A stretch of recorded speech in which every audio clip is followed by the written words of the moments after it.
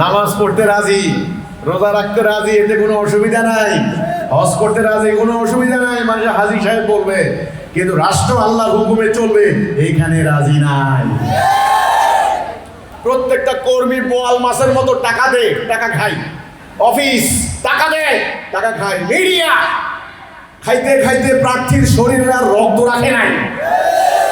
এখন যারা জিতছে, যারা এমপি সাহেব হয়েছেন, ওনাদের একটা সম্ভাবনা আছে টাকাগুলো উঠানো। সম্ভাবনা আছে না? আপনারা বোকা না কি মিয়া? আপনারা এই দেশের মানুষ না?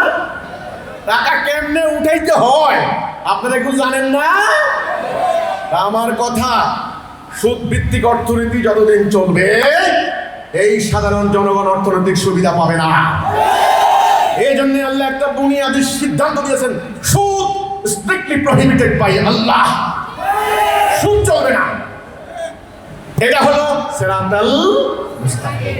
এখন আপনি লন্ডন থেকে ডিগ্রি নিয়ে আনছেন, আপনি ব্যারিস্টার, আপনি ওয়ার্ল্ড ব্যাংকে চাকরি করেছেন, IMF এর কর্মকর্তা, আপনি সুদ কষা অঙ্ক খুব ভালো জানেন। ছুট বুট টাই সুট লাগিয়ে আপনি ভারী গলায় সুন্দর সুন্দর কণ্ঠে বলেন সেমিনারে বসে, সুদ ছাড়া আধুনিক যুগে চলে না, সুদ খেতে হবে আমাদেরকে। সুদ ছাড়া কি দুনিয়া চলে নাকি? ওয়ার্ল্ড ব্যাংক, IMF, জাপান সংস্থাগুলা সুদের টাকায়, সুতরাং সুদ চলবে। আমরাও এটা বিশ্বাস করি। হ্যাঁ, সুদ ছাড়া কি এখন আধুনিক যুগ চলে নাকি? বিশ্বাস করি না এটা। আমাকে প্রশ্ন করে, আমাকে, আরে ভাই আপনি যে বলেন আল্লাহর হুকুম মানবেন, সুদী অর্থনীতি না হলে আপনারা আমদানি রপ্তানি আন্তর্জাতিক ব্যবসা বাণিজ্য কেমনি করবেন?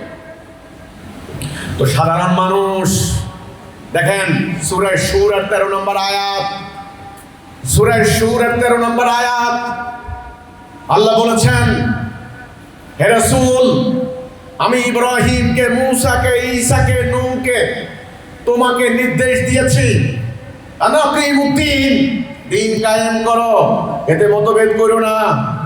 তারপরে আল্লাহ বলছেন, মুশরিকদের কাছে এটা দুর্বহ, কঠিন মনে হয়, কঠিন মনে হয়।